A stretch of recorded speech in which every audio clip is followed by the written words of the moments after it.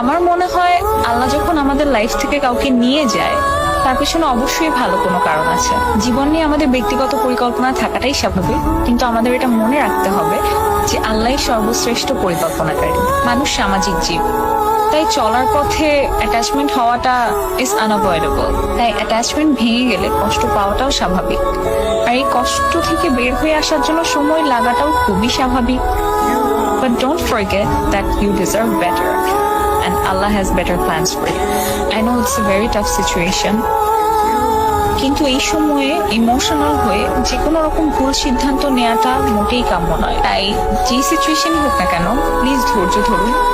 সেই মানুষটি যদি আপনার জন্য পারফেক্ট হতো তাহলে আল্লাহ কখনোই হয়তো বা তাকে আপনার জীবন থেকে নিয়ে যেত না। আর যদি সে পারফেক্ট হয়ে থাকে তাহলে কোনোভাবেই তার ফিরে আসাটাকে কেউ আটকাতে পারবে না। সো নিজের উপর বিশ্বাস রাখুন, আল্লাহর উপর বিশ্বাস রাখুন, এবং আমি মন থেকে দোয়া করি যেন আপনি সহজেই এই কঠিন পরিস্থিতি থেকে মুক্তি পেতে পারেন।